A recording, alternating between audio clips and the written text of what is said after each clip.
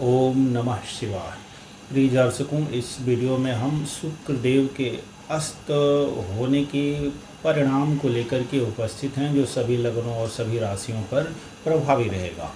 सर्वप्रथम हम यह जानते हैं कि शुक्रदेव जब अस्त हो जाएंगे अर्थात सूर्य के काफ़ी नज़दीक रहेंगे, और ये 25 क्या 24 की रात से ही मानिए और 1 दिसंबर तक रहेंगे। 2 दिसंबर 2022 को ये पुनः उदय होंगे। हम सभी लोग जानते हैं कि गुरु और शुक्र जब अस्त होते हैं तो कोई भी मांगलिक कार्य नहीं होते, शुभ कार्य नहीं होते हैं। उसके लिए इन दोनों का उदय रहना आवश्यक है, तो इस बीच में कोई भी विशेष मांगलिक कार्य तो नहीं होंगे। अब शुक्रदेव के जो भी कारकत होंगे उनमें कमी तो अवश्य आएगी। कालपुरुष कुंडली में द्वितीय और सप्तम भाव के स्थायी स्वामी होते हैं। मेल पत्रिका में इन्हें दाम्पत्य का कारक माना जाता है, और द्वितीय भाव से नेत्रों का विचार किया जाता है, वाणी का विचार किया जाता है, जो बस अच्छी कुटुंब का विचार किया जाता है। तो खास करके नेत्रों की जो ज्योति है उसका कारकत शुक्र का है, और सप्तम में दाम्पत्य का कारक शुक्र का है। और जो भी लग्जरियस लाइफ होती है, ऐश्वर्य का प्रदाता शुक्रदेव ही बनते हैं। सिनेमा जगत में, कला के क्षेत्र में ये सब शुक्र का प्रतिनिधि तो करता है शुक्र ग्रह। तो शुक्र के अस्त हो जाने से इनके कारकत्वों में निश्चित तौर पे कुछ न कुछ कमी देखी जाती है। विशेष सावधान उन लोगों को हो जाना है जिनकी शुक्र की महादशा चल रही है, अथवा जिनकी शुक्र की अंतर्दशा चल रही है, अथवा जिनकी शुक्र की प्रत्यंतर दशा चल रही है। तो ये महादशा, अंतर्दशा और प्रत्यंतर दशा यदि शुक्र की चल रही है तो अब आपकी पत्रिका में शुक्र यदि शुभ फल देने वाला होकर के बैठा हुआ है तो निश्चित तौर पे इस समय वो शुभ फल करने के काबिल नहीं बच पाएगा। अब यदि आपकी पत्रिका में अच्छे जगहों पे शुक्र स्थित है, अलाउ करता है, तब तो आपको शुक्र के रत्नों को धारण करना चाहिए। उसके लिए आप मुझसे कंसल्ट कर सकते हैं, पत्रिका देख के बताएंगे कि वो अलाउ करेगा या नहीं करेगा। तब आपके शुक्र के रत्न हीरा हुआ, सफ़ेद पुखराज हुआ, ओपल हुआ और झरकन हुआ या स्फटिक हुआ, इन्हें धारण कर सकते हैं। और यदि शुक्र आपकी पत्रिका में शुभ नहीं है, अच्छे स्थानों पे नहीं है, तो शुक्र के रत्न धारण नहीं कर सकते। पूजा पाठ उपासना करेंगे, दुर्गा जी की उपासना करेंगे, शुक्र के बीज मंत्रों का जाप करेंगे और लक्ष्मी जी की आराधना करेंगे, आरती करेंगे। इससे शुक्र प्रसन्न हो जाता है। शुक्र नवयुवती स्त्रियों को प्रसन्न रखने से भी शुक्र खुश होता है, गायों की सेवा करने से भी शुक्र खुश होता है। तो ये इधर आपको जारी रखना होगा। अब देखते हैं कि मेष लगन की यदि पत्रिका है तो शुक्र कालपुरुष की कुंडली मेष वालों की बन जाती है, तो धनेश और सप्तमेश शुक्र हो जाता है। अब यदि दशा, महादशा, अंतरदशा में कहीं भी शुक्र का चल रहा हो तो आपको धन संग्रह करने में परेशानी होगी, संचित धन का ह्रास हो जाएगा, होगा काफ़ी, और साथ ही साथ में नेत्रों की ज्योति भी कुछ न कुछ प्रभावित हो सकती है। सावधान रहने की ज़रूरत होगी। अपने योग कारक ग्रहों को बलवान रखना है, अथवा शुक्र के जो उपाय बताए, पूजा पाठ जप आदि मेष लगन वाले कर सकते हैं। और दाम्पत्य जीवन में भी कुछ परेशानियां हो सकती हैं। यूँ तो छठे भाव में आपके लिए शुक्र का गोचर भी शुभ नहीं रहेगा, और वहाँ पे ये नीच भी रहेंगे अभी 1 महीने। उसके बाद ये तुला में आ जाएंगे, शुक्र और सूर्य के साथ ही चलेंगे, तो कुछ न कुछ दाम्पत्य जीवन में परेशानी की अनुभूति होगी। तो करना क्या है, उपाय ये रहेगा कि आपको थोड़ा सा बहस वगैरह से बचना है। दाम्पत्य जीवन में कलह क्लेश न हो, नहीं तो इस तरह की स्थिति बन सकती है, और अपने चरित्र को भी बचा करके रखना है। स्त्री के अपनी पत्नी के स्वास्थ्य को लेकर सचेत रहना है। थोड़ी बहुत भी यदि दिक्कत होती है तो अच्छे डॉक्टर से कंसल्ट अवश्य करना है।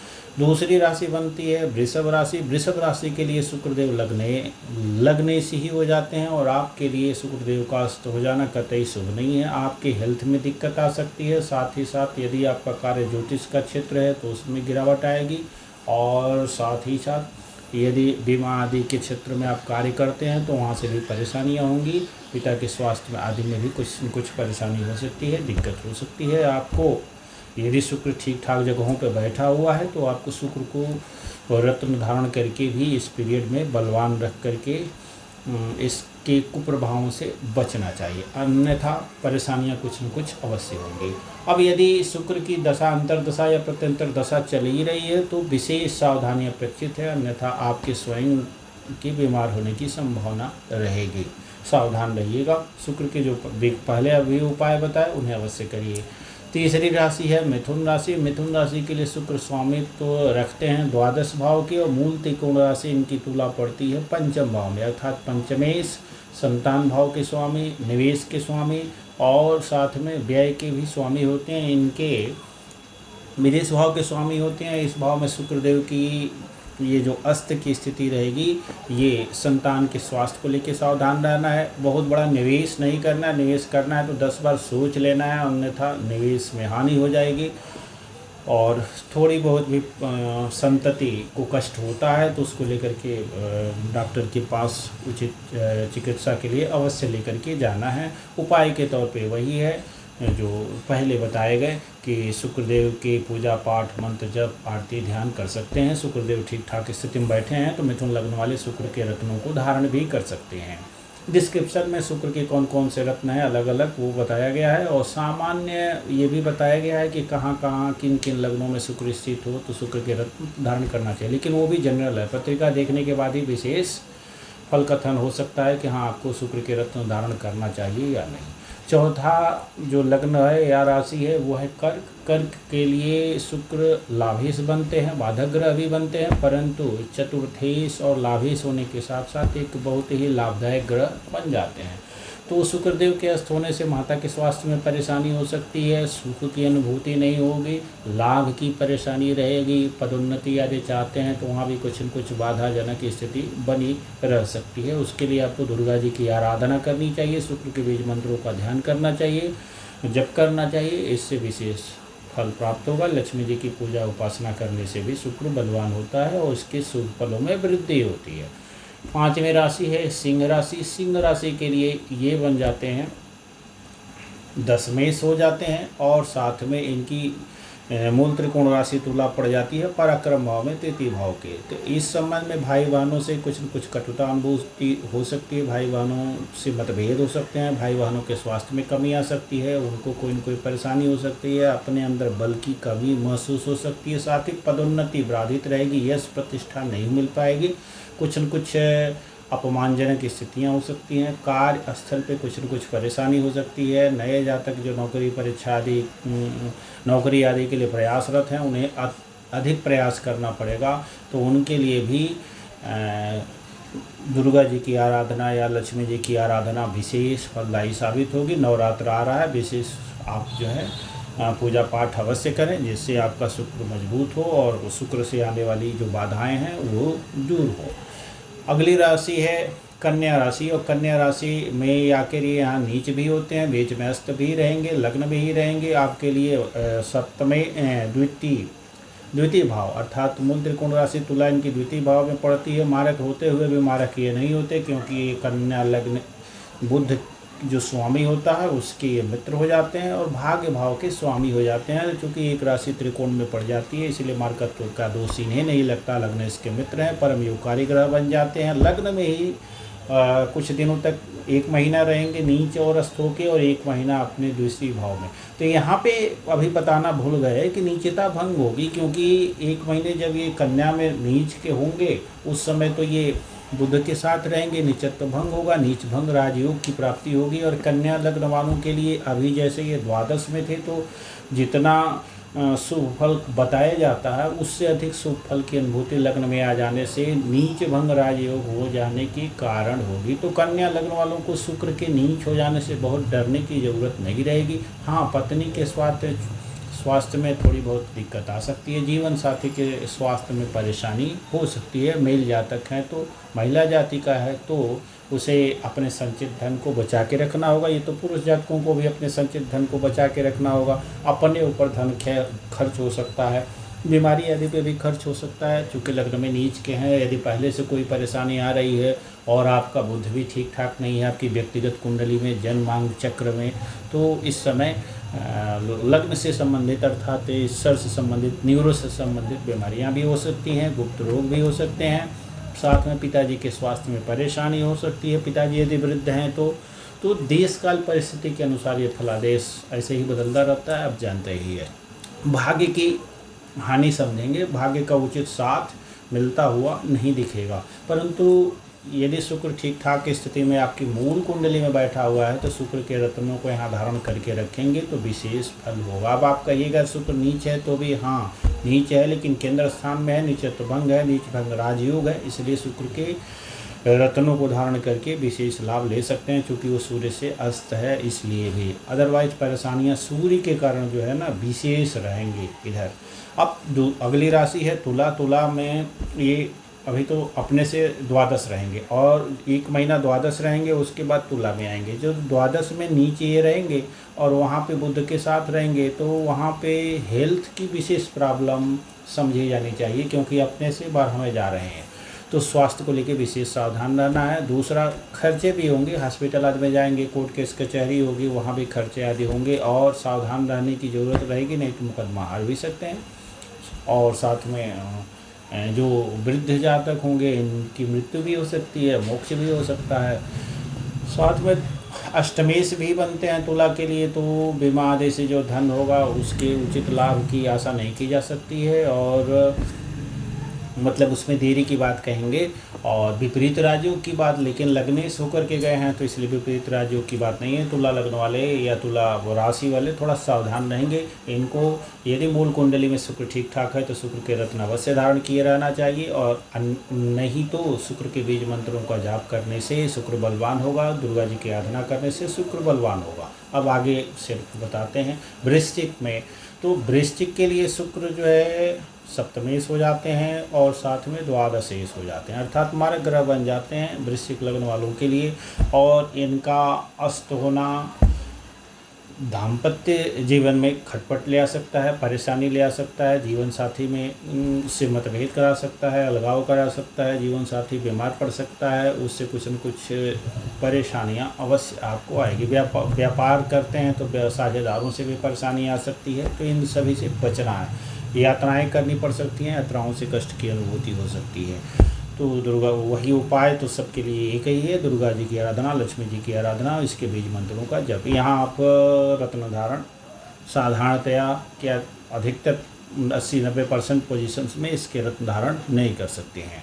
धनु लग्न वालों के लिए या धनु राशि के लिए शुक्र षष्ठेश और लाभेश होकर के नीच राशि कन्या में दशम में होंगे। तो यदि आपकी धनु राशि है तो दशम गोचर भी शुक्र का बहुत अच्छा नहीं कहा जाता, परंतु केंद्र स्थान में है। यदि आपका धनु लग्न है या धनु राशि है तो भी दशम स्थान में शुक्र का नीचत्व भंग हो रहा है और केंद्र में है, इसलिए अस्त भी है सूर्य के साथ, तो इनकी बहुत चलेगी नहीं और आपको बहुत परेशान होने की ज़रूरत नहीं है। पर हाँ, लाभ की कुछ कमी हो सकती है, शत्रुओं पे विजय भी प्राप्त हो सकती है। तो धनु वालों के लिए कुछ लाभ की स्थिति दिख रही है। रोग ऋण कर्जा जो होगा उन्हें चुकाने की भी स्थितियां बन सकती है, लेकिन लाभ नहीं होगा तो कैसे चुकाएंगे। हो सकता है ज़मीन वगैरह है उसे बेच दें, किसी और से पिताजी से धन मिल जाए उसको चुका दें, पत्नी से धन मिल जाए उसे चुका दें, तो कर्जे आदि चुका सकते हैं, मेरा जहाँ तक अनुमान है। चूँकि षष्ठेश है और उसका बलहीन होना अच्छी स्थिति है। हालांकि मूल कुंडली में आपके गुरु और अन्य जो योग कारक ग्रह हैं उन्हें बलवान अवश्य होना चाहिए, और इस समय गुरु बलवान स्थिति में है गोचर में, तो आपके लिए बहुत परेशानी की स्थिति तो नहीं आएगी। लाभ की थोड़ी बहुत समस्या हो सकती है। आप सिर्फ दुर्गा जी की आराधना करेंगे और शुक्र लक्ष्मी जी की आरती आदि कर लेंगे, यही उपाय रहेगा। रत्न धारण आप कदापि मत कीजिएगा। मकर राशि वालों के लिए पूर्ण योगकारी शुक्र का अस्त हो जाना निश्चित तौर पे अच्छी स्थिति नहीं है, और राज्य प्राप्ति के लिए और पंच में संतान प्राप्ति, 2 भावों से जुड़े हुए शुक्र हो जाते हैं, तो निवेश के संबंध में भी हानि होने की संभावना रह सकती है। संतान यदि नई प्राप्ति के इच्छुक हैं तो इन 2 महीनों में अभी परेशानी रहेगी और आपको आगे जाना पड़ेगा। और जिनकी संतानें हैं या छोटी संतानें हैं उनके वो अपने बच्चों को लेकर सावधान रहना चाहिए। जिनकी संतानें बड़ी हैं उससे व्यर्थ का वाद विवाद वगैरह से परहेज रखना चाहिए, नहीं तो कटुता पैदा हो सकती है, बहसबाजी से झगड़े कलह बढ़ सकते हैं। निवेश करते समय 10 बार सोच समझ के निवेश करना है, अन्यथा निवेश में हानि की स्थिति दिख रही है। कार्यस्थल पर भी महिला मित्रों से, महिला कर्मियों से कलह वगैरह न हो, इसके लिए सावधानी रखना है, वह साजिश से बचना है। दुर्गा जी की आराधना विशेष फलदायी साबित होगी। आप यहाँ पर शुक्र के रत्नों को धारण करके मोस्टली, चूँकि पूर्ण योग कार्यग्रह होता है, कुछ ही भावों में शुक्र स्थित न हो, दुष्टान भाव में न पड़ा हो, तो शुक्र के रत्नों को धारण करने से आपको विशेष लाभ प्राप्त होगा। मकर लग्न या मकर राशि के जातकों के लिए, कुंभ के लिए भी पूर्ण योगकारी हो जाते हैं, आपके लिए भाग्यिक भाव के स्वामी हो जाते हैं और चतुर्थ सुख भाव के स्वामी हो जाते हैं। अर्थात इनका अस्त होना माता जी के लिए भी कष्ट परेशानी का सबब हो सकता है। माता जी के स्वास्थ्य में परेशानी हो सकती है, पिताजी के स्वास्थ्य में परेशानी हो सकती है। यदि दोनों वृद्ध हों तो कोई न कोई परेशानी आ सकती है। स्वास्थ्य के लेकर के सचेत रहने की आवश्यकता रहेगी। सुखों की अनुभूति नहीं होगी इस समय। साथ में भाग्य पूरी तरह से साथ नहीं देगा, इसलिए आपको भी सावधान रहना है। और कुंभ लग्न में अष्टम में भी जा रहे हैं, तो अष्टम गोचर तो ठीक है, लेकिन कुंभ लग्न की राशि के हिसाब से ठीक है, कुंभ लग्न के हिसाब से इनका जो स्थान में जाना कतई ठीक नहीं है। पिताजी के स्वास्थ्य को लेकर के विशेष सावधानी अपेक्षित रहेगी। तो इस कुंभ यदि अच्छी आपकी मूल पत्रिका में शुक्र अच्छा है तो रत्न धारण करेंगे, उसके लिए कुंडली विवेचन कराएंगे, अथवा पहले से विवेचन करा चुके हैं, करते रहते हैं तो अच्छा है। अवश्य धारण करके इस समय रखिएगा, पहले से थोड़ा अधिक बलवान रखिए। अगली और अंतिम राशि है मीन लग्न या मीन राशि। इसके लिए अष्टमेश भी बनते हैं और यहाँ पर भी इनका अस्त होना कोई बहुत खतरे की बात नहीं है। दूसरा जो है पराक्रमेश भी बन जाता है, अर्थात भाई बहनों से दूरी हो सकती है, थोड़ी बहुत परेशानी हो, थोड़ा बहुत व्यर्थ का वाद विवाद बहस हो जाए, ये हो सकता है। लेकिन लग्न में ही गुरु हैं तो आपके लिए तो परेशानी नहीं होगी। और अष्टमेश अस्त है इस समय, तो आप बाधा विपत्ति आदि भी आपको इस समय आने वाली नहीं है। निस्संदेह और निश्चिंत रहिए। शेष अपने लग्नेश को बलवान किए रहिए। जो भी परेशानी आएगी शनि से आएगी, शुक्र के अस्त होने से नहीं आएगी। और साथ में सूर्य भी अस्त होकर इधर ही रहेंगे, तो सूर्य के गोचर से परेशानियाँ आएंगे, इसलिए सावधानी वहाँ की रखनी है। उपाय भी उन्हीं के करने हैं। अपने लग्नेश को बलवान किए रहिए, आपके लिए शुभ ही है, बहुत बुराई वाली स्थिति नहीं है। फिर भी यदि विवाह आदि करने के इच्छुक मेल जातक हैं तो थोड़ा सा डिले तो उनके लिए रहेगा ही रहेगा। बीच में सप्तम और अष्टम में भी इनका जाना रहेगा, तो सप्तम स्थान से गोचर भी इनका अच्छा नहीं है। वहीं नीच के भी हो रहे हैं, केंद्र में है, नीचत्व भंग राजयोग है तो भी, और अष्टम में जाएंगे तो उनका गोचर तो शुभ है। सुख आदि धन आदि का जो है प्रदान करने वाले हो जाते हैं। पर लग्न यदि है तो वहाँ विपरीत राजयोग भी बना लेंगे, तो आपके लिए लाभदायक है। निश्चिंत रहिए। ओम नमः शिवाय।